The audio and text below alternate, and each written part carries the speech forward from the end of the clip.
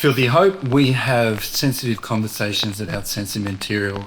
So just a heads up today, may be triggering for you. We are aiming for this to be a hopeful and helpful conversation, but if something triggers in you or you find yourself being upset, please reach out to somebody, and we'll put some of the helpline numbers in the comments below. So look out for yourself as we seek to learn and look out for each other. I had a breakdown at work one day, and I picked up the phone and I rang that hospital and I said I need to come. How did you find your way into your own skin and confidence in it? There was a life that you were going to be deprived of living if you travel down this pathway. We ask the questions most churches avoid.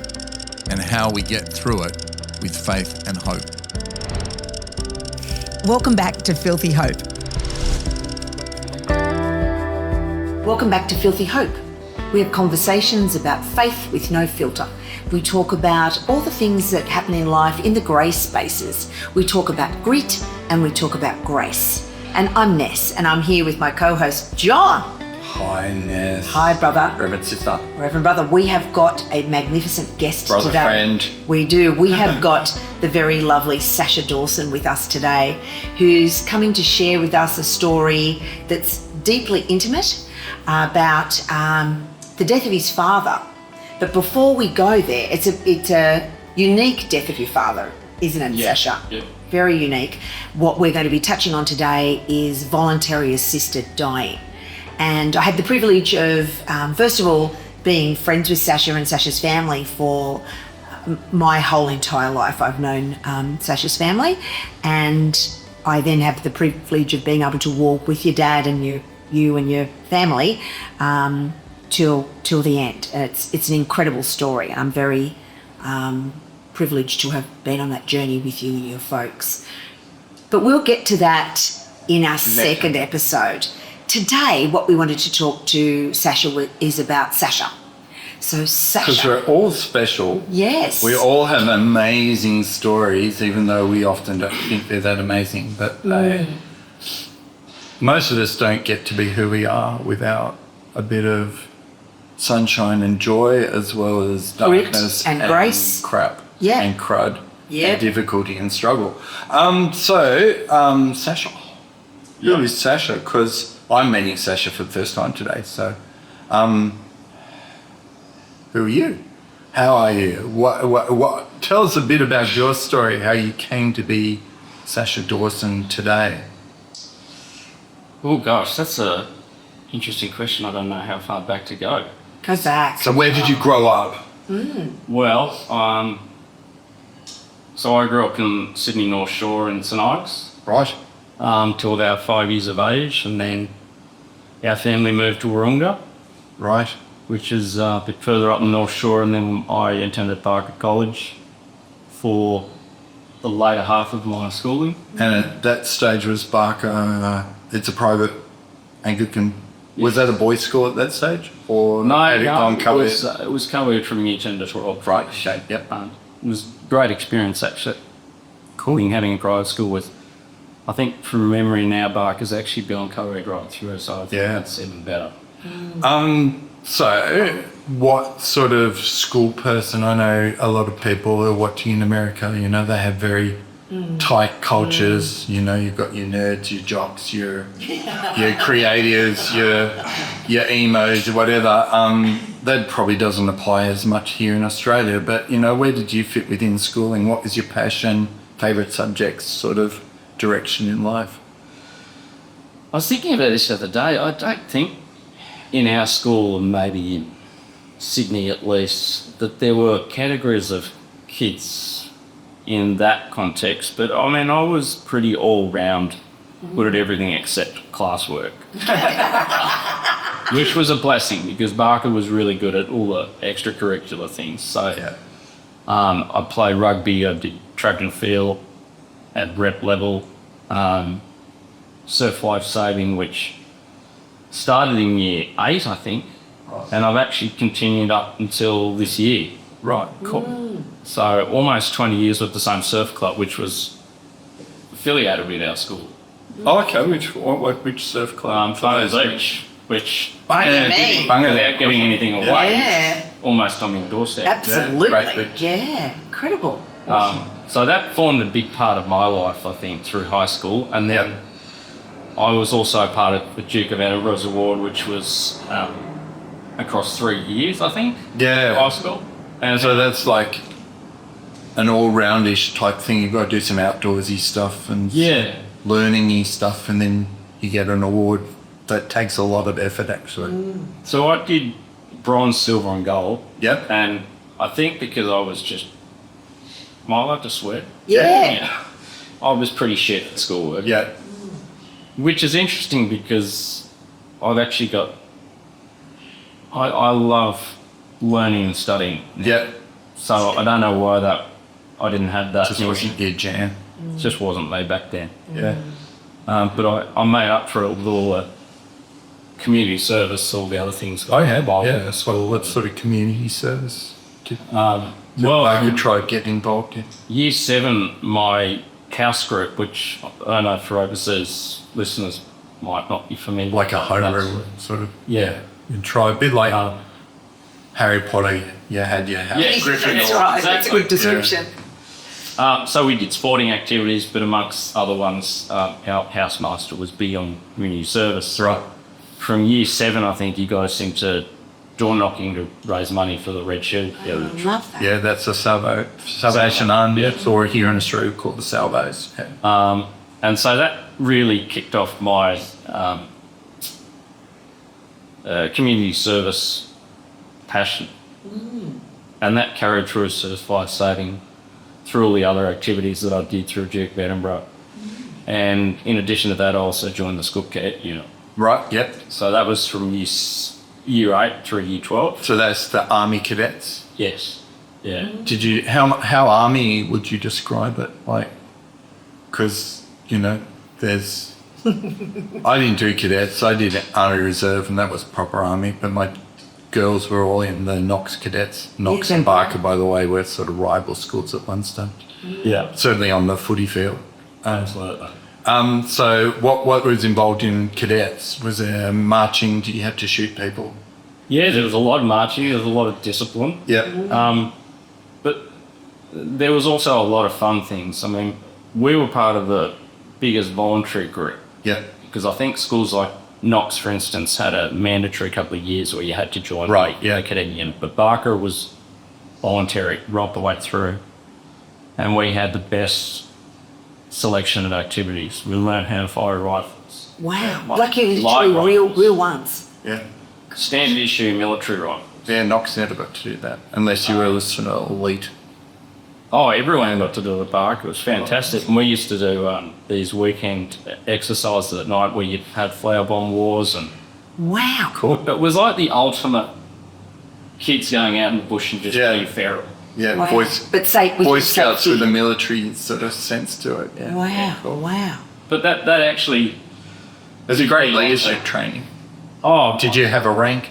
I did. I was actually lucky. I was picked as one of these first groups that straight out about first year as a cadet. We were then put on a leaders course, Yeah. which doesn't normally happen to us second year.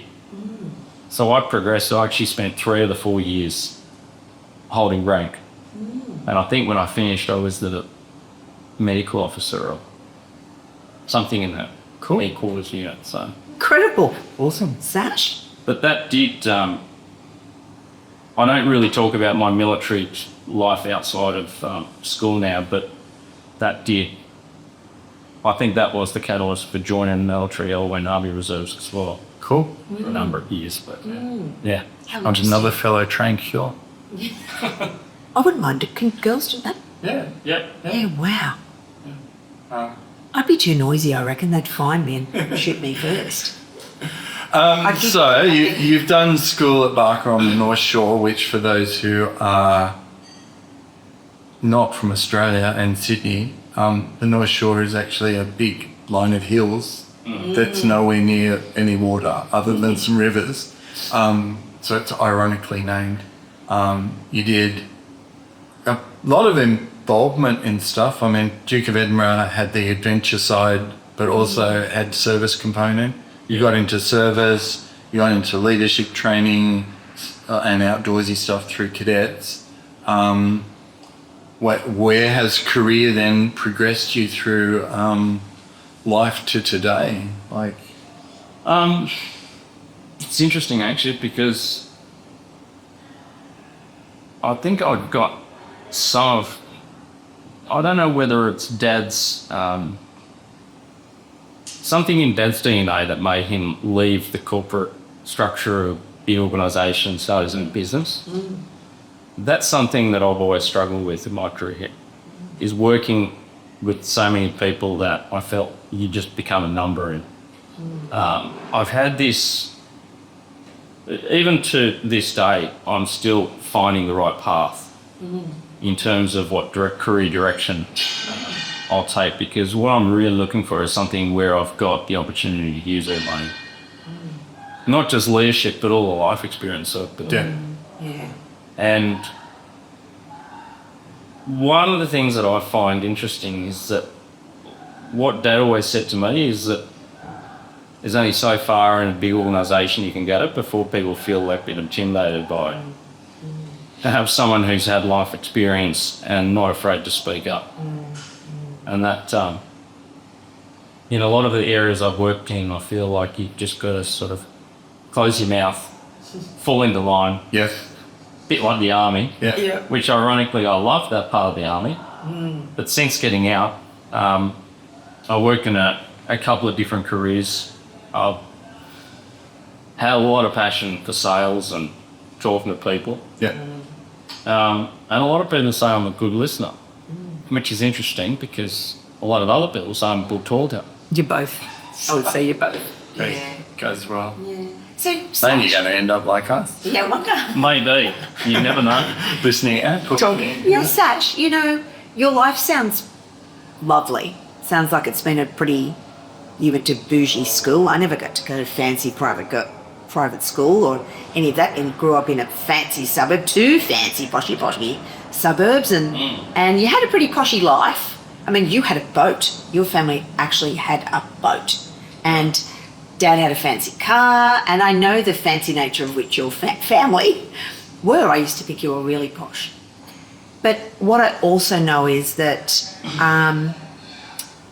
with posh, it doesn't always bring extreme happiness, and I know you've had a lot of grit in your life as well. I'm wondering if you were willing to share about some of the grit that happened in your world.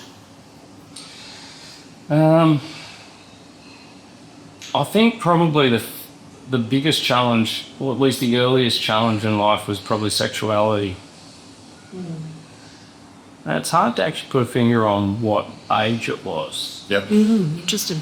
Because I suppose in hindsight, when you look back, you go through your early teens and you start to develop an attraction for girls. And if that's not there, then I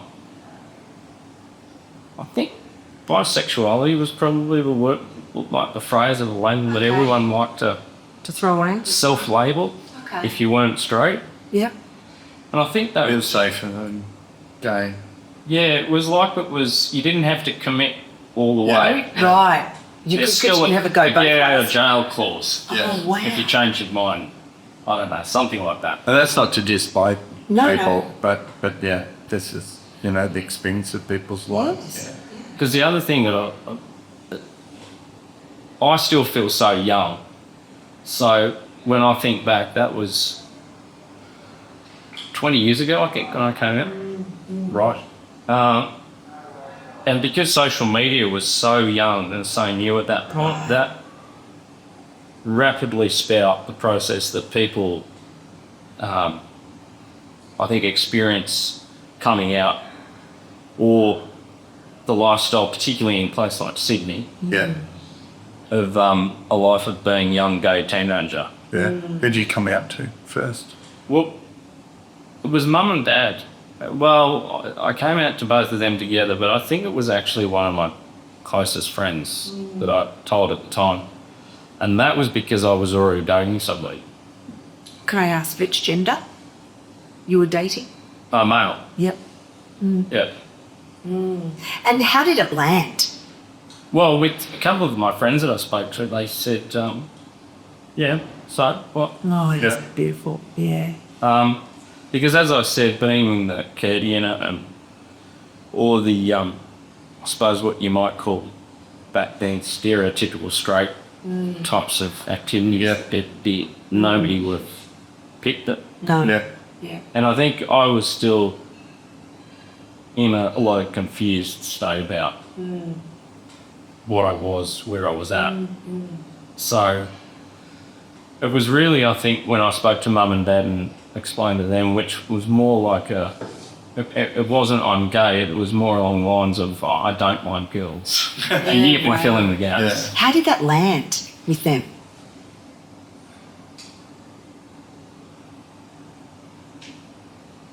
I think Dad was very emotional, but I think that was just because he always had a soft spot for us. Yeah. And I think he could see the anguish in it. Whatever it is, like when you're desperate to get something out and tell about something and you just don't want to. Yes. Yeah. And I think Mum was the same. But they've both been really supportive both the years. And it's interesting, just before this show, before we started filming, we actually revisited some footage that we took the day that your dad died. Yeah. And just hours before he passed, he wanted to hanker back to the day that you actually did come out and how proud he was of you. And like he reached out for you and touched you and just wanted to assure you how proud he was of the man that you are today and how brave you are and what an incredible soul you are. That was such a moving moment, certainly in my memory, and I know it is in yours too. I can see it in your eyes. Yeah. Was palpable, actually, the time I filmed it, so I had streams of tears rolling down my face while I was filming it. Yeah, we should warn you, this is a cry zone. We make everyone You cry. would make everyone cry. That's exactly right. And it's all I've okay. cried many times. I've cried myself. Yeah. Can I ask, Sash, in regards to the coming out piece, Yeah. and that lands well with mum and dad and that lands well with your friends and you're already in a dating relationship with a man, Yeah. what happens next? Well, I think Was it a happily ever after? no, who's far from that. Yeah. I think because I was still, as I said, before social media, it was really hard to, like everyone kept things to themselves. And what you see on the outside and what you see on and what's on the inside can be completely different. And I think I was quiet, I was shy, I was not the confident sort of person that I am now. And so that relationship really struggled because I didn't understand who I was. Right. And there was a lot of anger, there was a lot of self-hatred. Because I think in the early years, and this predated things like the Same-Sex Marriage Act being passed, and Yes. there was a real sense that there was a life that you were going to be deprived of living if you travelled down this pathway. Yeah. And is that things like You couldn't get married. Yeah, you couldn't get married. Was it things as like children? Children. But I remember that even when I was 18, people were still talking about AIDS. Oh, wow. I know that in the last 10, 15 years there's been a lot of improvements with medication and things, preventative measures that people can use, like contraception, but those types of preventing disease. So I think younger generations are a lot more comfortable to be just free and be themselves. But there was, I can still remember the anxiety and fear. I thought, it's great to even date anyone because you just don't, you forget how recently all of that stuff Well, is. Sash, to put that into time frame, I was How young are you? Can I ask? Sorry, Can I ask how young you are? just 7? Yeah. Oh, So- see, I would have thought you were in your early 30s. So I was, 20s, I was 23 when Sascha was born. Right. When I was 23, it was the height of AIDS. It was the height. It was Grim Reaper. I think I was about 22 or 21 when the Grim Reaper. So if you were born when I was 23, that heavy campaigning on TV was potentially still on. And as a little one, this is maybe something that you were aware of, or albeit your background, mum and dad had the telly on, radio on, whatever, you know. Because I still remember those TV ads. Do you? On television. Oh, you do. I still remember hearing them and the visual. Yeah, it was hectic, wasn't it? So I think it's a real blessing for younger generations now that it's almost celebrated having sexuality that's anywhere on the spectrum. Yes. But when I was in high school, it was, I wouldn't say it was... Yeah, there weren't letters. There wasn't LGBTQ. Oh, no, that wasn't a thing, was it? It was maybe 3 or 4. So that's how far we've come in 20 years. And, wow. yeah, and, you know, it's still, there's still a hangover from, you know, even when we grew up, which is, you know, I still catch kids in primary school going, oh, that's okay, mate. Yeah. And it's still a pejorative term. So as far as we come, you know, it's still not easy to be divergent from this stereotypical norm that we talk about Yeah. in any way, shape or form. I still hear people say that it is difficult as a young teenager. I suppose looking at a lot of things like people's freedom to dress the way that they think comfortable, Yep. behave in a way that's them not conforming to the stereotype of being straight. I think all of those things, it's nice to see that people are free and comfortable to live like that now. Yeah. But I suppose probably just with age and confidence and not giving a shit about what... Maturity. Yeah, that's right. Yeah. There's a degree of seeing the world as a better place because I feel more comfortable in it. Yeah. As to whether that's every young kid's experience still growing up. Yeah. So filthy hopishness. You've talked about now being confident in yourself and from being a shy and uncertain person to, you know, coming across as a mature, Living in cool dude who's got a sense of confidence. Like, look at him. And being able to describe, no, I don't really want to do that stuff in life. How did you get there? What struggles, or how did you find your way into your own skin and confidence in it? And I'm really aware of some more grit that you went through to get where you are, because it hasn't been an easy journey, has it? No. Yeah. Do you want to go there? Well, I'll touch on, you telling me if I've missed anything out. Okay. I think the first experience was when I went into rehab hospital in 2012. And that was primarily because of anxiety, depression, and alcohol abuse. Although I will emphasise they made it quite clear it wasn't alcoholism. But it was just... Self-medicating. It was more binge drinking. Yeah. Like when I went out with friends, even up until the late 2018, Yep. that was what prompted me to move to Cab City. Was I felt like I needed a break from going out with friends every night and There's a big part of Australian culture, yeah. which is you go out And get smashed. smash. Wasted. Yeah. I think it was more of a subconscious. Yeah.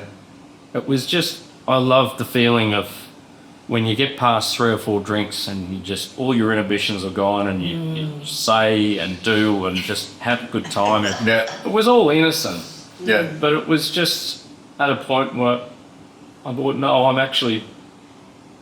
got to grow up. It's a crutch, yeah.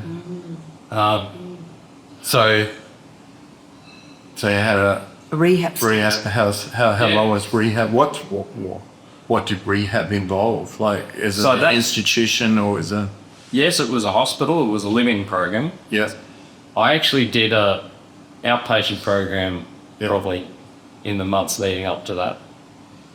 And I was really very lucky because a friend of ours, when I say ours, my partner at the time, we had a mutual friend whose mum was a psychologist. Right. Love that.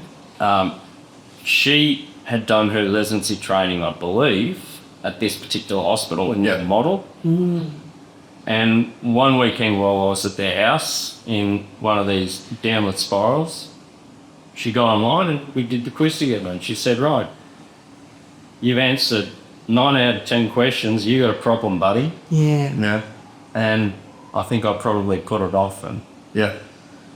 eventually, I had a breakdown at work one day. Right.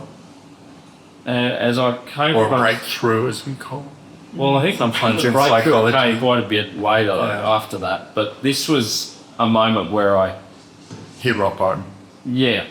And I picked up the phone and I rang that hospital and I said, I need to come. Awesome. Yeah. And How old were you?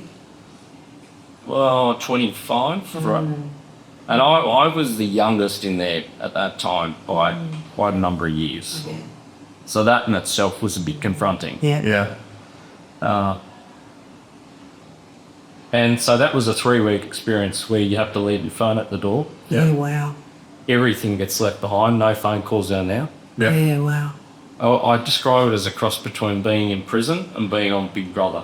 Yeah. Oh wow. Yeah, because everyone's looking at you. Everyone's searched by watching all the all nurses this. and doctors. All the medical staff are observing you when you're in and out of group therapy.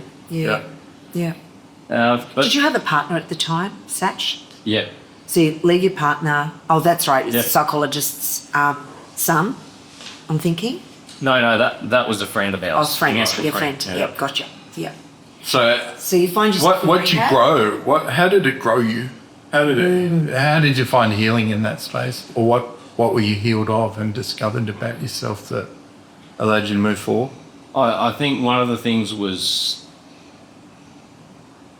humility, because the first thing you had to do every day was sit in the group and talk and name yourself and label the reason you were there. Right. Okay. And It's a bit like the Bit like an stereotype AA. AA. Yeah. Exactly. Hi, I'm We did a lot an of alcoholic. Yeah. We did a lot of outpatient programs while we were there, where they'd take us, I think, 2-3 times a week to 8A meetings, Yeah. Narcotics Anonymous, Sex Addicts Anonymous. Wow. And we were encouraged to sit there and, at the very least, just be present in that, Yeah. Yeah. even if we weren't in a place to actually share anything. Was your dependency drugs and alcohol? No drugs. Just No, alcohol. Yeah, and not, as you said, not an alcoholism, but just an abuse Yeah. as an escape. How interesting. Did it affected your mental health, Sash? Hugely. Yeah. How did it affect your mental health? Self-esteem. Yeah. I think at 25, I looked at a lot of friends that out of uni, they were in jobs where they were already on a career path, Yeah. and I was still Searching for. at home, had no money, Yeah. and well, not at home with my partner, but we living paycheck to paycheck, Yeah. and I had no direction in life, Yeah. and I had all of this anxiety and fear and terrible self-esteem. Yeah. Wow. Right. And this was just one of those miracles that just, to be able to go there was an incredibly lucky opportunity, because mum and dad had health insurance which helped cover it. But that sort of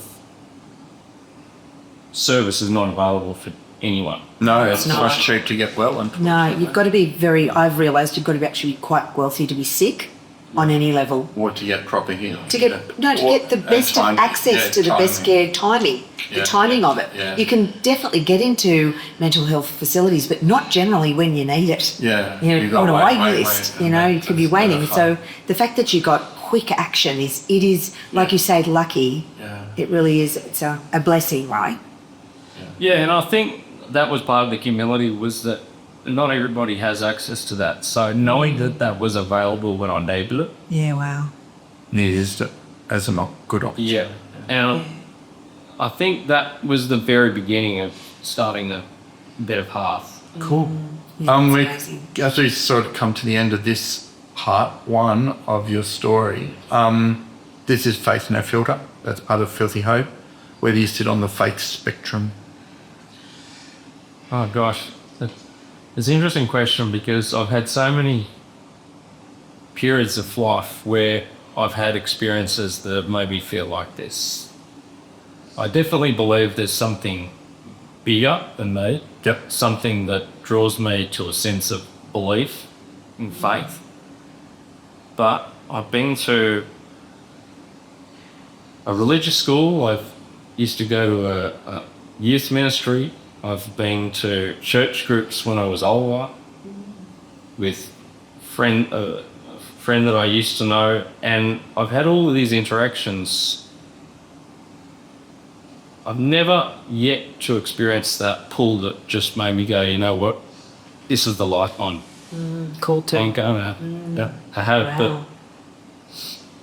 But I heard this quote in a movie which sounds terrible, but he said, faith is a gift I'm yet to receive. Yeah. Yep. So for me, it's like something that I've always been open to, because there have been moments where I've felt desperate, Yeah. and I have, however you describe it, called out or asked for help. Yeah. Right. And what happens when you've done that? That particular moment was it stuck with me forever, because I remember I was walking down the street, I was walking the dog, and it was probably the lowest and the heaviest I'd ever felt. And it was like I was talking to myself, just hoping that somebody was out there listening. Yeah.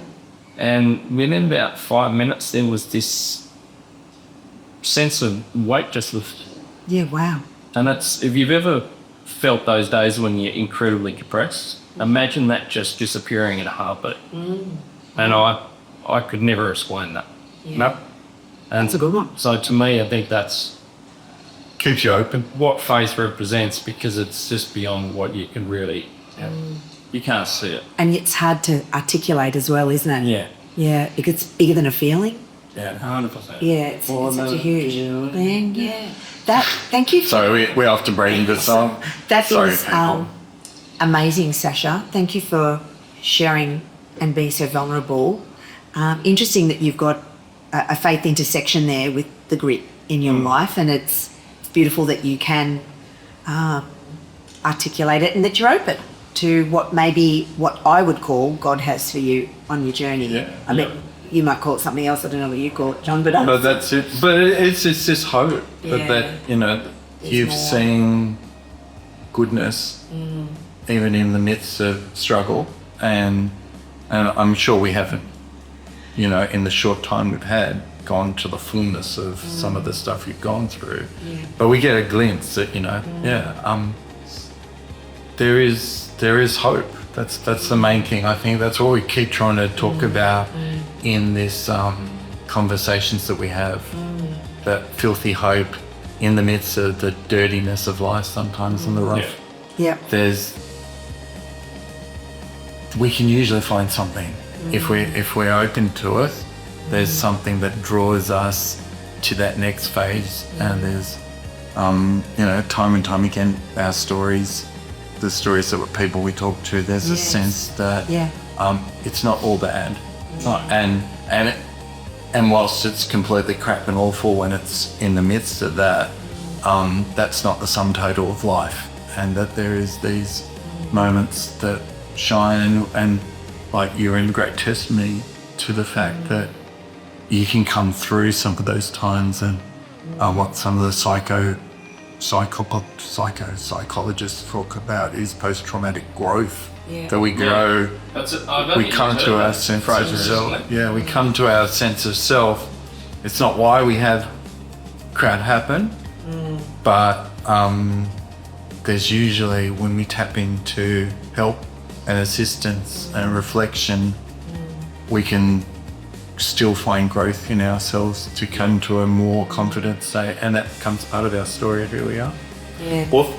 Thank you. Yeah. Yes. No, thank you, Sascha. What a great conversation story. so far. Yeah, I can't wait for the next bit. Next part, if you've watched this, we're going to go into Sascha's experience with his dad electing to have a set end to his life, voluntary assisted dying, in the face of some pretty serious illness.